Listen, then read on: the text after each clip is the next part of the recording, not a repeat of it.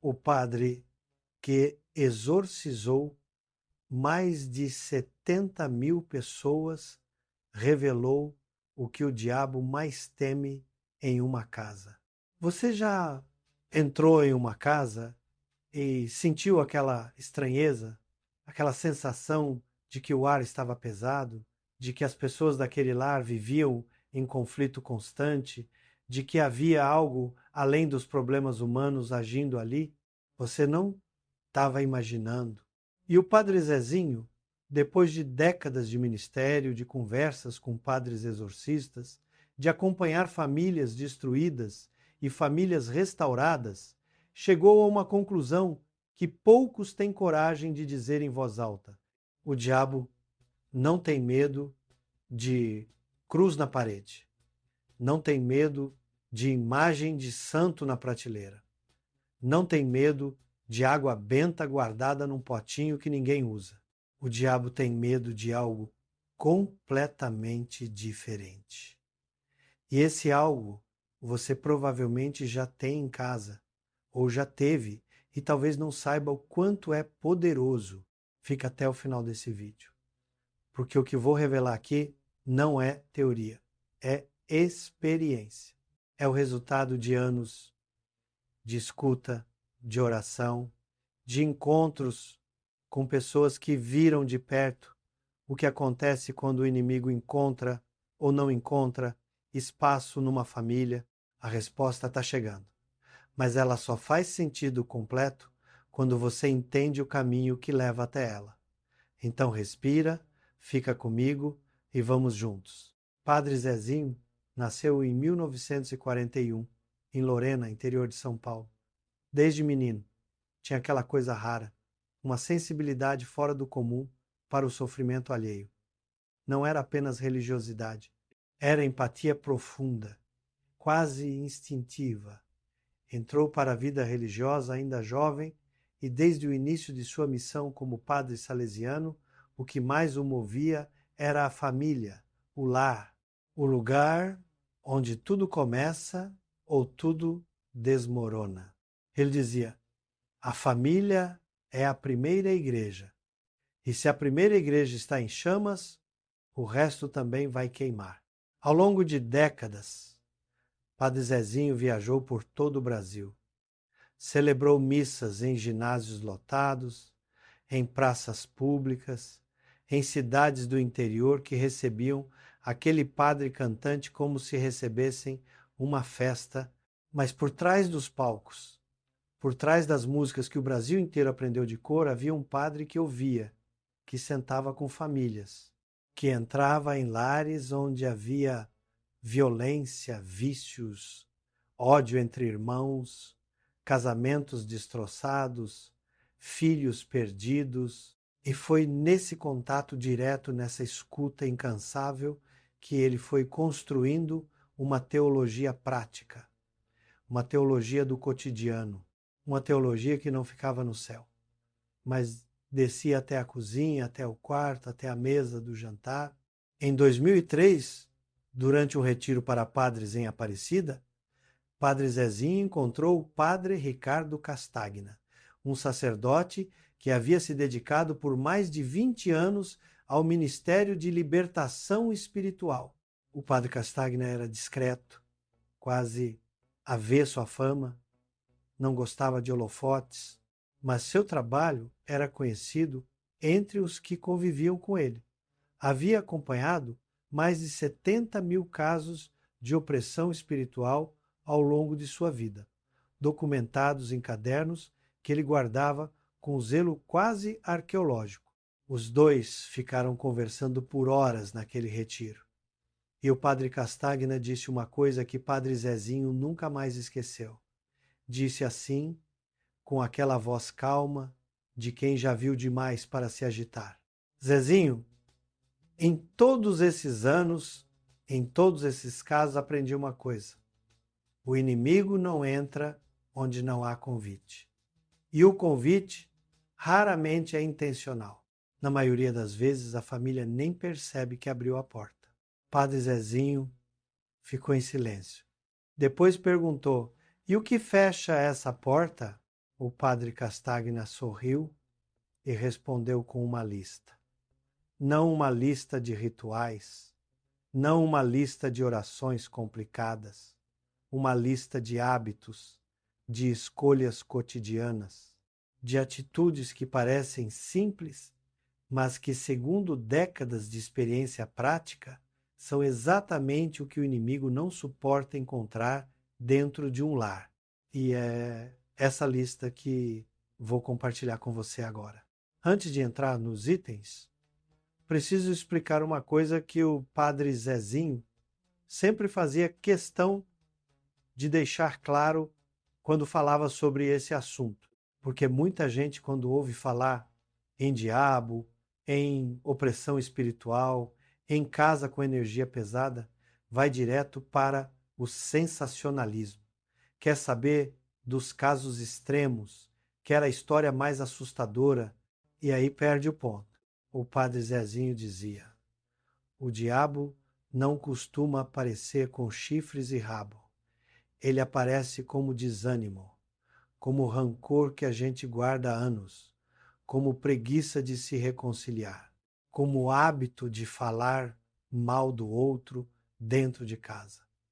Ele é sutil. E é exatamente por ser sutil que é tão perigoso.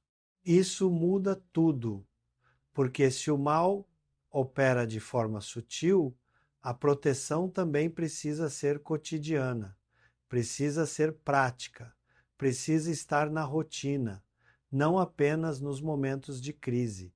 Então vamos ao que o diabo mais teme em uma casa. A primeira coisa é a oração em família. Não a oração individual, não a oração silenciosa que cada um faz no quarto, sozinho antes de dormir. A oração conjunta, aquela em que 2 ou 3 pessoas se reúnem no nome de Deus, como Jesus prometeu, onde 2 ou 3 estiverem reunidos em meu nome, ali eu estou no meio deles. O padre Castagna contava que em décadas de atendimentos havia uma constante assustadora. Praticamente todas as famílias que chegavam até ele em estado grave de opressão espiritual tinham uma coisa em comum. Não havia oração em família há anos, às vezes décadas. As pessoas se tornaram estranhas umas às outras dentro do mesmo lar. Dormiam sob o mesmo teto, mas viviam em mundos separados. E a oração em família não precisa ser uma cerimônia elaborada. Padre Zezinho era o primeiro a dizer isso. Não precisa de vela, não precisa de incenso, não precisa de livro, precisa de vontade. 5 minutos juntos, de mãos dadas, falando com Deus. Isso basta para mudar o ar de uma casa. Ele costumava contar a história de uma família de Campinas que procurou ajuda espiritual depois de meses de conflitos inexplicáveis. O casal brigava por qualquer coisa. Os filhos adolescentes estavam cada vez mais fechados, irritáveis, distantes. O lar, nas palavras da mãe, tinha virado um campo de batalha. Depois de uma longa conversa, o padre orientou: antes de qualquer coisa, antes de qualquer benzimento, antes de qualquer visita de um padre à casa, comecem a orar juntos toda a noite. 5 minutos. Só isso. A família resistiu no início. Parecia estranho, a mãe dizia. A gente não estava acostumado. Mas tentaram. E em 3 semanas, sem nenhuma outra intervenção, o clima da casa havia mudado. Os conflitos não somem de uma hora para outra, mas algo diferente começa a acontecer. As pessoas se olham de outro jeito quando rezam juntas. É difícil tratar mal quem acabou de estar de mão na sua falando com Deus. A segunda coisa que o diabo teme é o perdão praticado dentro de casa. Esse é o mais difícil e é o mais poderoso. Padre Zezinho tinha uma frase que repetia em quase todo o retiro que fazia: lares fechados para o perdão são lares abertos para o inimigo. Simples assim, brutal assim, porque o rancor é uma das entradas mais eficientes para a perturbação espiritual. Não é por acaso que São Paulo, na carta aos Efésios, diz claramente: não deixem que o sol se ponha sobre a vossa ira. Deem lugar ao diabo. O apóstolo está fazendo uma conexão direta entre a ira não resolvida e o espaço que isso abre para o inimigo. O padre Castagna documentou dezenas de casos em que o ponto de virada de uma opressão familiar estava numa ofensa antiga, não perdoada, nunca resolvida, mas tampada com silêncio. Uma traição, uma herança disputada, uma palavra dita no momento errado que ficou cravada no coração por décadas. E em cima dessa ferida aberta, o inimigo trabalha, alimenta, amplia. Padre Zezinho contava de um homem do interior da Bahia, um senhor de uns 60 e poucos anos, que havia cortado relação com o irmão mais novo, havia quase 20 anos, por causa de uma disputa de terra depois da morte dos pais. Os dois moravam na mesma cidade pequena, se viam na missa todo domingo e nunca se cumprimentavam. A família desse homem vivia num ciclo interminável de doenças, de acidentes, de perdas financeiras, e ele estava convicto de que havia uma maldição sobre a família. Queria saber qual rezas fazer, quais orações recitar, o que fazer para quebrar aquilo.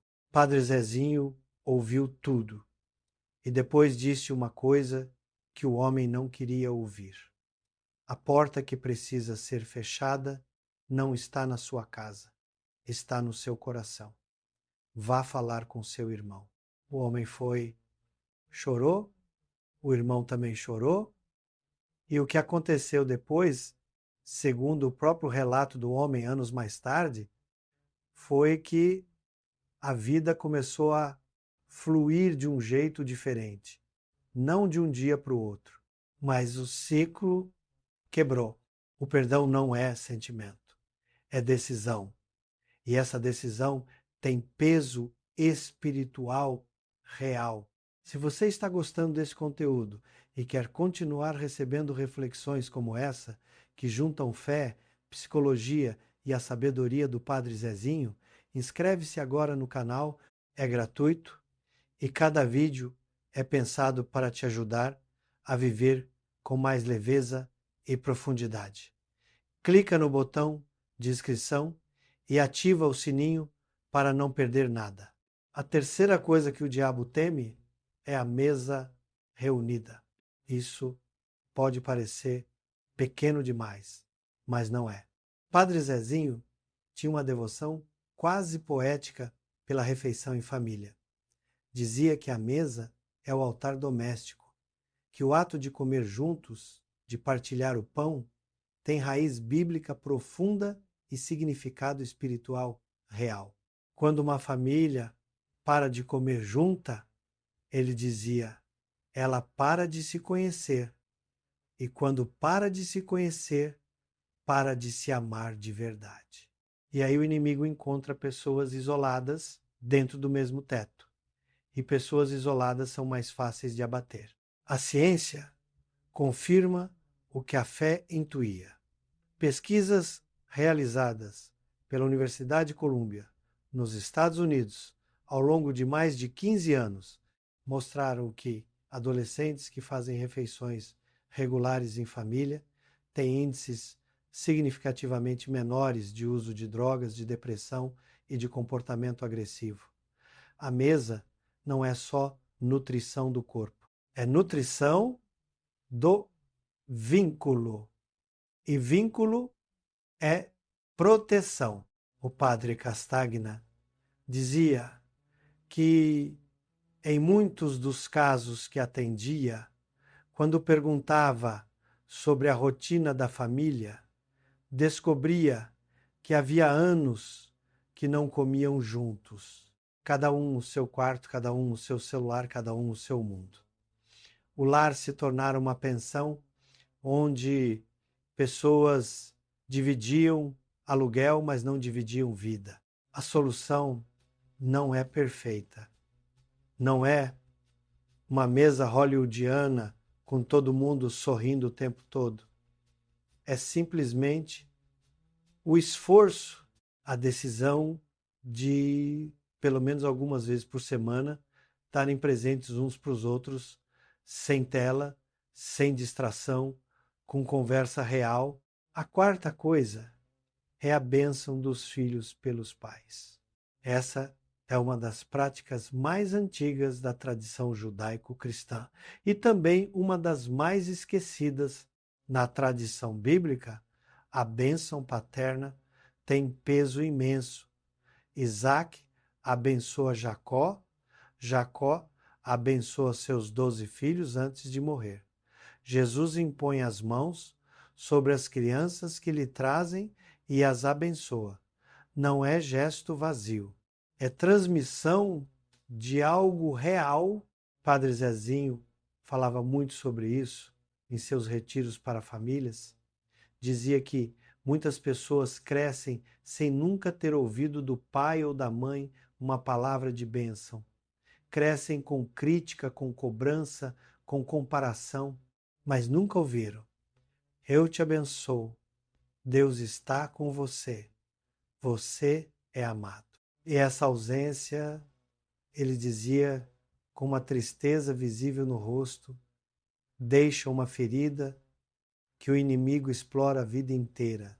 A bênção dos filhos pode ser simples: uma mão na cabeça antes de dormir, um sinal da cruz na testa antes de saírem para a escola, uma frase dita com intenção: vai com Deus, filho, eu te amo e oro por você todo dia.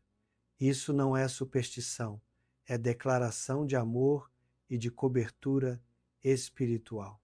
Padre Castagna relatou um caso que marcou profundamente o Padre Zezinho.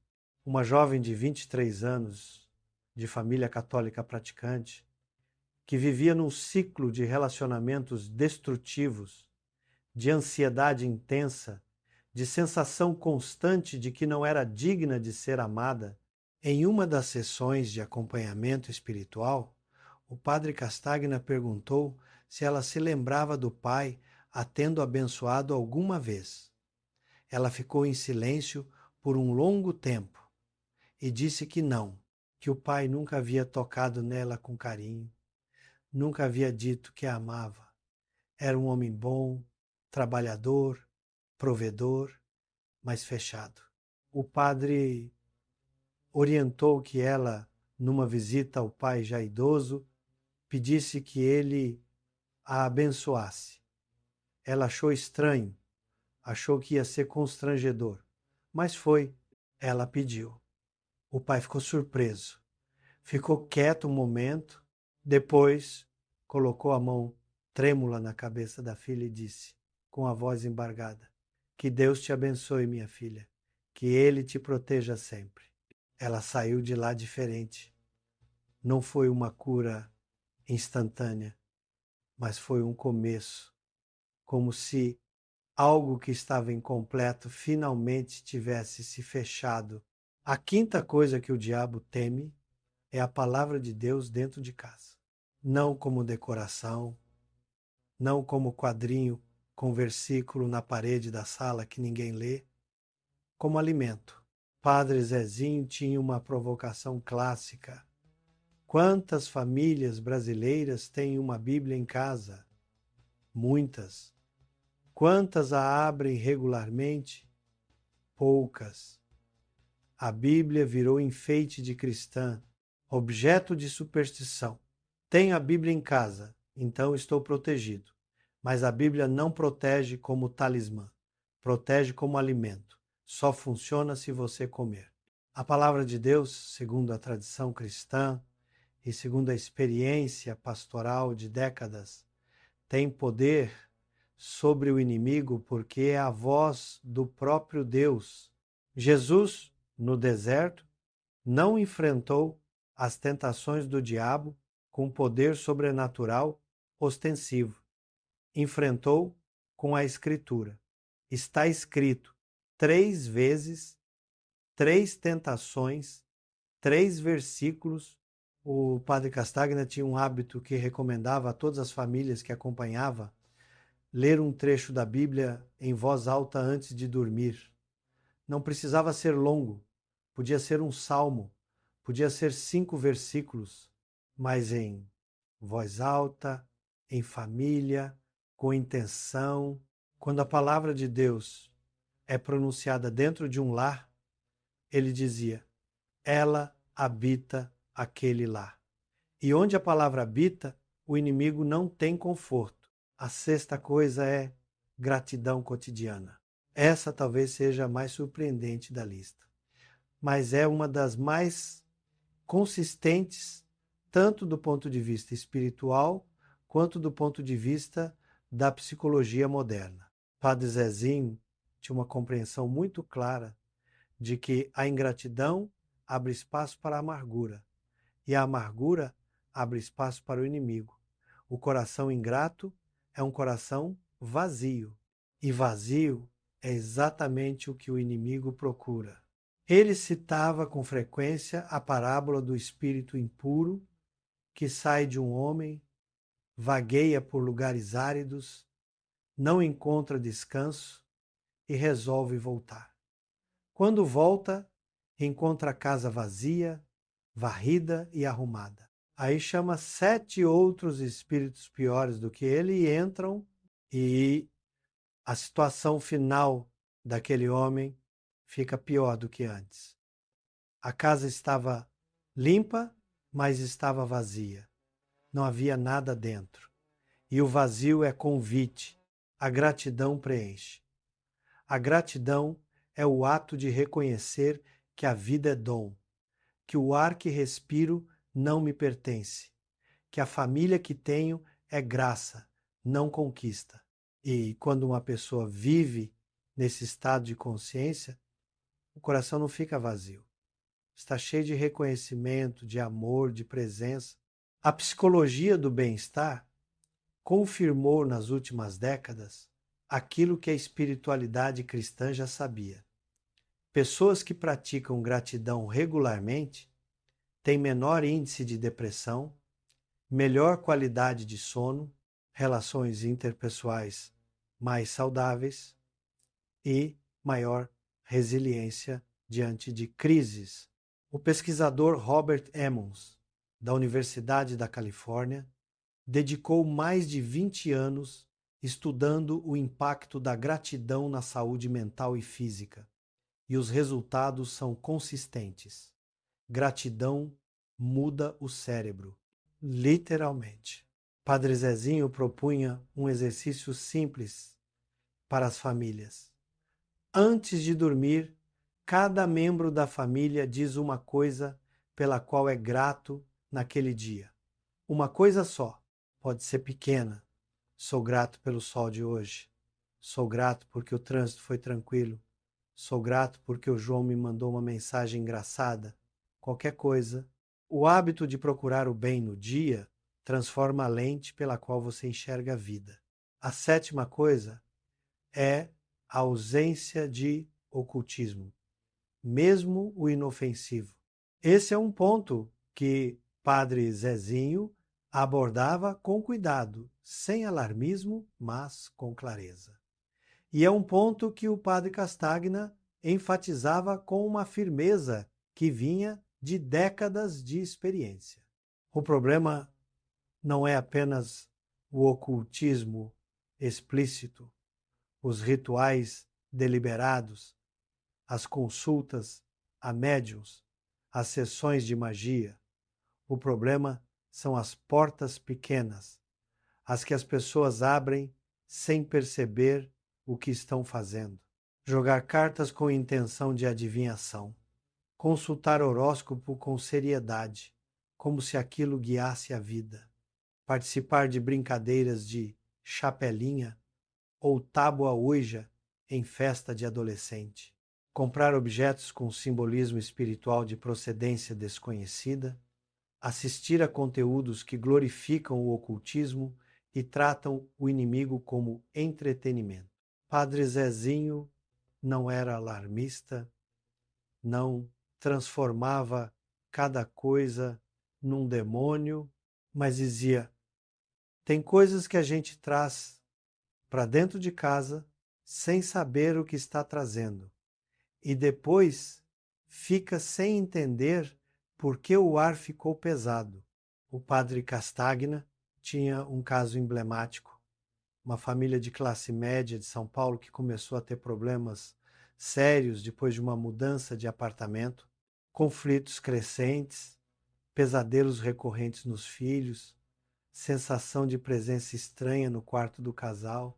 Depois de muito conversar, descobriu-se que a família havia comprado, numa feira de antiguidades, uma peça decorativa que havia pertencido a alguém que praticava rituais.